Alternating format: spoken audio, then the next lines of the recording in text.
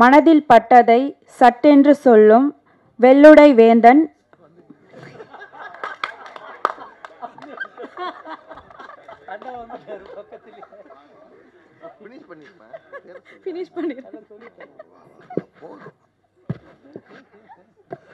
மொத்தமாக கே ராஜன் சொல்ல போகிறாங்க. அது எதுக்கு? அருமை தம்பி வெடிமுத்து என்னுடைய உடன்பிறவா தம்பி. அருமை பெரியோர்களே, வாழ்த்த வந்திருக்கிற நல்லவர்களே, வாழ்த்தி கொண்டிருக்கிற வல்லவர்களே, இது என் படம். ஆராய்ச்சி என் படம். வெடிமுத்து என் தம்பி. அவனால் யாருக்கும் லாபம் கிடையாது. வெடிமுத்துவால் யாருக்குமே லாபம் கிடையாது. ஆனால் யாருக்குமே நஷ்டம் கிடையாது. எந்த குடும்பத்தையும் கெடுத்தது கிடையாது. முடிஞ்சா உதவி பண்ணுவான். அவன் செய்யற சேவை என்ன தெரியுமா? 4 நண்பர்கள்ட்ட போய் உட்கார வச்சு சிரிச்சு பேச வைக்கிறான் பாருங்க. அது மிகப்பெரிய சேவை. அவன் எங்க போய் உட்கார்ந்தாலும் அந்த 10 நிமிஷம் நீங்க சிரிச்சுக்கிட்டு இருக்கலாம். வெகுளி, வெள்ளை மனது, உள்ளத்துல ஒண்ணுமே இல்லை. இப்ப என்கிட்ட வந்து பேசிட்டு இருந்தா அடுத்த முதல்ல அவன் ஃபாலோ பண்ற. இப்ப சொல்லிட்டான், அதை நான் சொல்ல நினைச்சேன். வணக்கம், மகிழ்ச்சி, வாழ்க வாழ்க வளமுடன் சொல்றாங்க இல்லையா? சந்தோஷம்.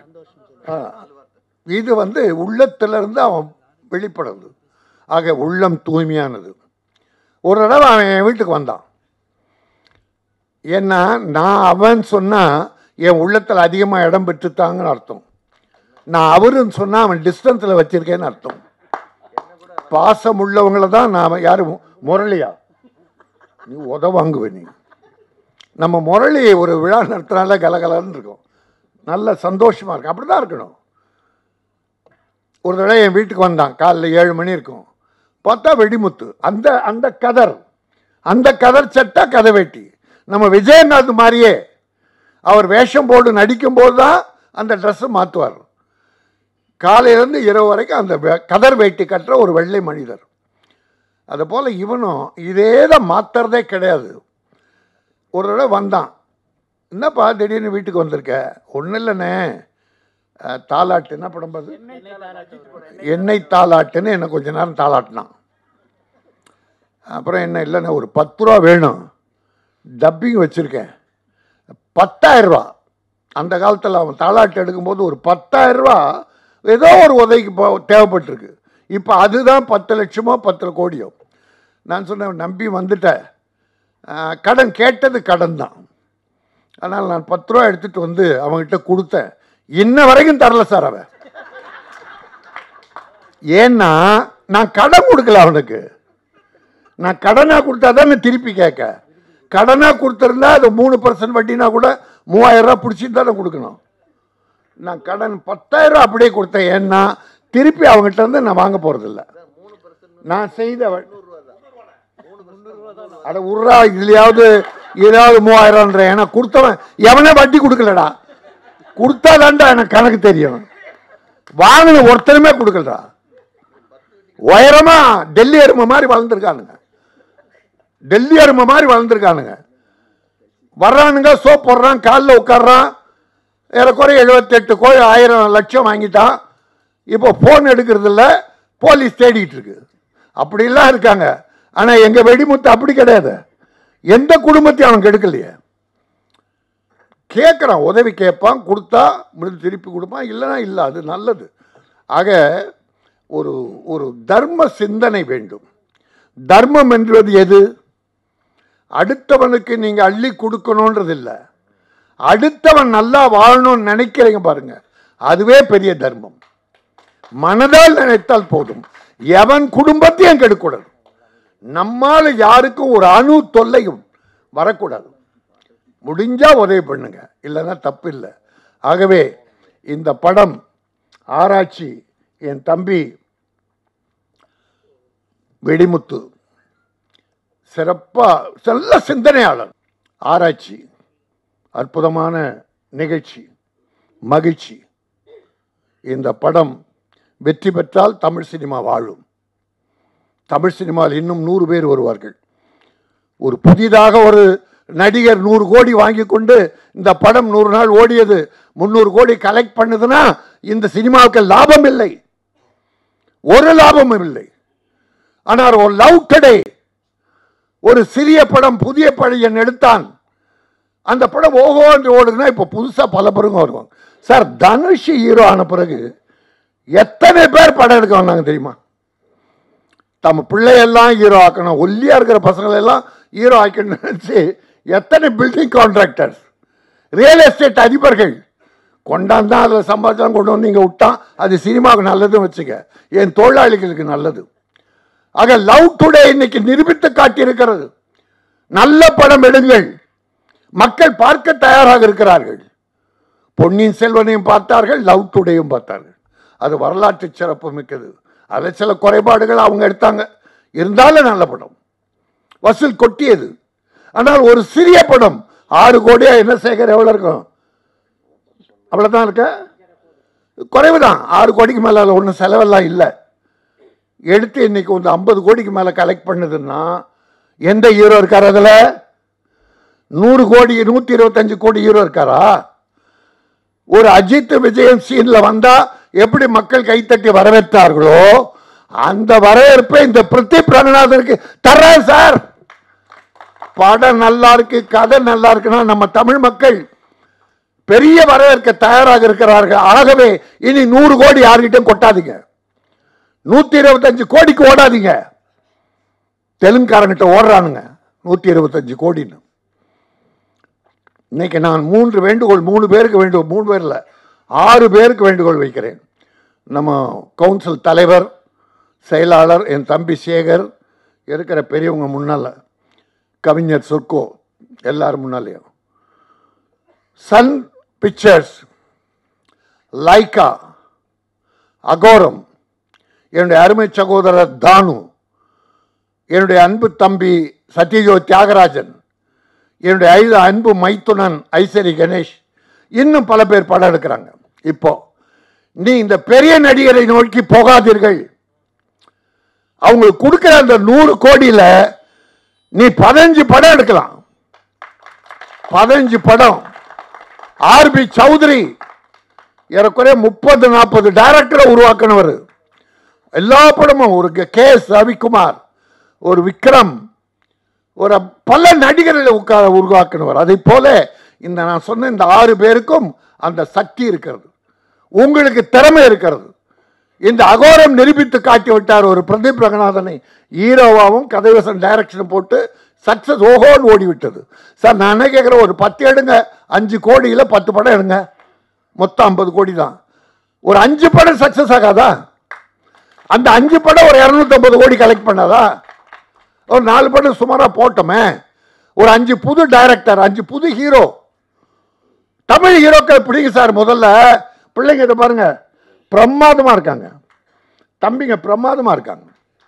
வரட்டுமா சார் நம்ம பிள்ளைங்க, நம்ம தமிழ் பிள்ளை. நாளைக்கு உங்க தலைகணம் ஏறிச்சுன்னா அது தலையில் தட்டலாம். ஏன்னா இப்ப இருக்கிறவங்க யாரையும் தலையில் தட்ட முடியாது, அங்கிருந்து விழுந்தாதான் உண்டு. என்ன ஆணவம் மட்டும் அவனுக்கு அதிகமாக கூடாது சார். தலைகணம் ஏறிச்சுன்னா தொங்கிடும், இது பொதுவாக சொல்ற விதி. ஆகவே இந்த படத்தில் இந்த லைக்கா இவங்கெல்லாம் தயவு செய்து வேண்டுகோளாக வைக்கிறேன், இந்த செய்தி அவங்களுக்கு போய் சன் டிவி நினைச்சா ஒரு 100 பேர் உருவாக்கலாம் சார். போய் இந்த 200 கோடி 300 கோடி படம் எடுத்துக்கிட்டா சன் டிவி மாறணும். இதில் ஒரு சின்ன சின்ன முதலீடு போட்டு புதுசாக கொண்டாந்து சன் டிவியை நாளைக்கு வரலாறு படைக்கணும். ஓ, சன் டிவி இத்தனை இளைஞர்களை, புதிய ஹீரோக்களை, புதிய டைரக்டர்களை உருவாக்கினார்கள், அதுதான் வரலாறு. நீ பெரிய நடிகனை போட்டு அதுல 100 கோடி சம்பாரிச்சுனா அது வரலாறு கிடையாது. காகித குப்பையில் அடுக்கி ரூம்ல போட்டீங்கன்னு அர்த்தம். இதே லைக்காவுக்கு சொல்றேன். லைக்கா இந்த 1 வருஷமா நல்ல படங்களை அற்புதமாக எடுத்துட்டு இருக்காங்க, சின்ன படங்களும் எடுத்திருக்காங்க.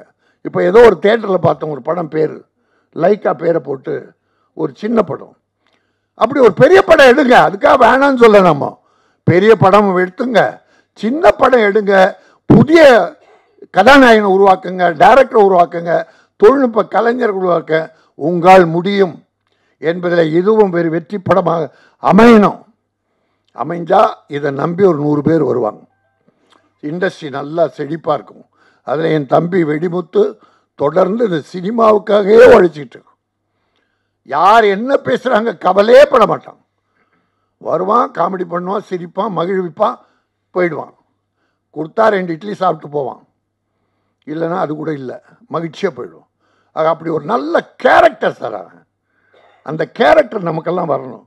ஏமா நீ தப்பாக நினைக்காத, சால்வை போட சொல்லி தள்ளி நின்று சிலர் தேடிக்கிட்டு இருக்கான் என்ன.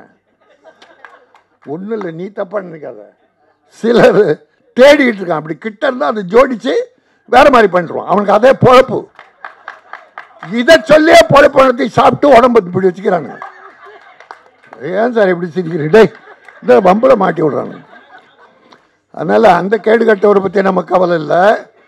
நாம் நல்லதை நினைப்போம். நினைப்பதெல்லாம் நல்லது, பேசுவதெல்லாம் நல்லது, செய்வதெல்லாம் நல்லது. எண்ணி பாருங்கள், அகம் மகிழும், முகம் மலரும்.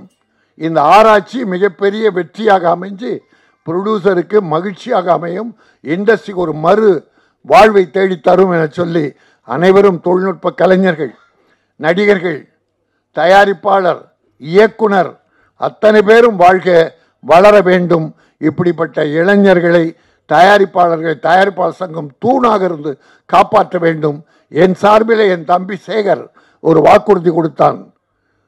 உண்மை, எங்களுக்கு தாய் சங்கம், தயாரிப்பாளர் சங்கம் தான் முதன்மையானது. மீது எவன் இடையில வந்தாலும் எங்களை அசைக்க முடியாது. எங்கே தவறு நடந்தாலும் தட்டி கேட்பேன், தவறானவர் இருந்தால் தட்டி கேட்பேன். ஏனென்றால் தயாரிப்பாளர் சங்கம் தான் முதலாளி. எவனுக்கு மஞ்சாதே, யாரையும் கெஞ்சாதே, சுயநலம் கொண்டு வேலை பார்க்காதீர்கள். ஆந்திராவை எடுத்துக் கொள்ளுங்கள். அந்த இருக்கு ஹீரோக்கள் சார், ப்ரொடியூசருக்கு அவ்வளவு ஒத்துழைக்கிறான் சார் ஹீரோக்கள். ஆனா அங்கே 40 நாள் ஸ்ட்ரைக் அறிவிச்சுட்டான் சார் ப்ரொடியூசர் கவுன்சில். நல்லா நடக்கிற ஆந்திர பிரதேசத்தில் அங்கே ப்ரொடியூசர் கவுன்சில் 40 ஸ்ட்ரைக் அறிவிச்சு, பேட்டா கேட்காத, என் ப்ரொடியூசரை வாட்டி வளைக்காத அப்படின்னு ஒரு சில கண்டிஷன்ஸை போட்டு அதை ஒத்துக்காதால ஸ்ட்ரைக் பண்ணி பிறகு அந்த நடிகர்கள் தான் ஒத்து போய் எழுதி கொடுத்து ஷூட்டிங் நடக்குது சார். அந்த வல்லமை நமக்கு உண்டு. ஏன்னா நாம் முதலாளிகள். நான் படம் போட்டு எடுக்கலைன்னா உங்களுக்கு வேலை கிடையாது. பெரிய ஆளாரு சின்ன ஆளாரு ஐ டோன்ட் கேர். நான் மேலே கொடுக்கிறேன், நீ கீழே வாங்குகிறாய். ஒரு எம்ஜிஆர் முதலாளி முதலாளி முதலாளி என்றாரே, எம்ஜிஆரை விட யாரா பெரியவங்க? நடிகர் தலம் சிவாஜி கணேசை விட யாரா இந்த பெரியவன்? முதலாளி முதலாளி முதலாளின்னு இவங்க பணம் கொடுத்துருப்பாங்க சார். அவங்கள எம்ஜிஆர் முதலாளினா சார். அன்னைக்கு சினிமா நல்லா இருந்தது சார். என்னைக்கு இந்த முதலாளிகள் பாஸ்ன்னு நடிகனை சொல்ல ஆரம்பிச்சாலும் அன்னைக்கு செத்து சார். நன்றி, வணக்கம். வணக்கம். சாரி, ஃபஸ்ட்டு கேட்டப்போ பேசலன்னு சொன்னேன். ஏன்னா அவங்களோட நேரத்தை நான் வீணாக்கக்கூடாதுன்னு நினைக்கிறேன். இப்போ பேசினதுக்கு காரணம் அவமரியாதையாக எடுத்துக்க போகிறாங்களோன்னு தான்.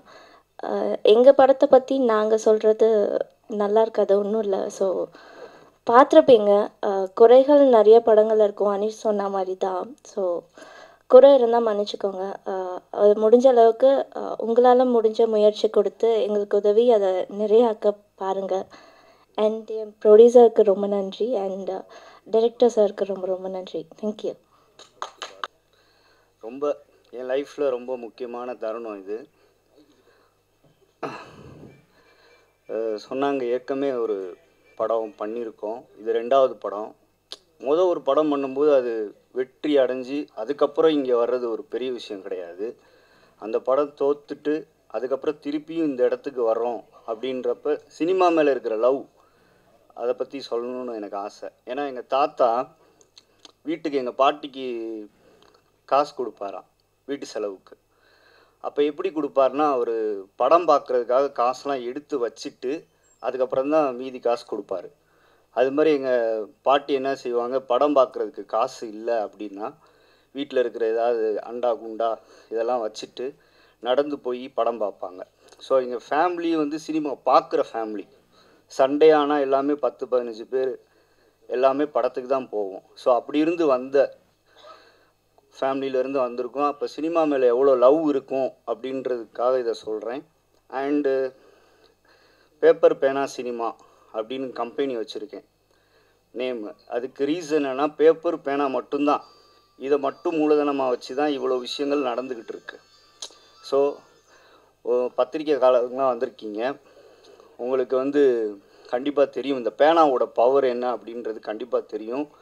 நீங்கள் எழுதுகிற ரிவ்யூவில் தான் இருக்குது. கண்டிப்பாக இந்த படம் படமாக மட்டும் கிடையாது, பாடமாக இருக்கும். கண்டிப்பாக 40s 50s 60s 70s 2K kids வரையும் பாட்டு புரியும், படம் புரியும், பாட்டோட மெட்டு புரியும், வரிகள் புரியும். நீங்கள் பார்த்துருப்பீங்க, அதனால் இவ்வளோ தைரியமாக சொல்கிறேன். கண்டிப்பாக எல்லாரும் பார்க்குற மாதிரியான படமாக இருக்கும், கருத்து உள்ள படமாக இருக்கும். கண்டிப்பாக இது நல்லபடியாக போய் மக்கள்கிட்ட சேரணும் அப்படின்னு சொல்லி இந்த வாய்ப்பு அளித்த என் தாத்தாக்கும் எங்கள் அப்பாவுக்கும் ரொம்ப நன்றி. அதுக்கப்புறம் தயாரிப்பாளர் சங்கம் எங்களுக்காக இவ்வளோ தூரம் நாங்கள் வரணும், ஒரு சின்ன படம் எந்த அளவுக்கு நம்மளால் கொண்டு வர முடியும் அப்படின்னு சொல்லிட்டு அவங்க எடுக்கிற ஸ்டெப்ஸுக்கு ரொம்ப நன்றி. So thanks. மாலை வணக்கம். இந்த இடத்துக்கு தகுதியான ஆளான்னு எனக்கு சத்தியமாக தெரியல. ஏன்னா ரொம்ப பெரிய ஜாம்பவான்கள்லாம் இங்கே இருக்காங்க. சத்தியமாக கை நடுங்குது, வாயில் மூச்சு முட்டுது. காரணம் என்னென்னா, இதுதான் என்னுடைய முதல் படம். நிறைய ஸ்ட்ரகிள்ஸு, ஒரு 2-3 வருஷமாக ரொம்ப மன உளைச்சலில் இருந்தேன். காரணம் என்னென்னா, இந்த கோவிட்லேருந்து ரொம்ப நிறைய கசப்பான சம்பவங்கள். ஒரே ஒரு நல்ல விஷயம்னா எனக்கு தெரிஞ்சு இந்த இடம், இந்த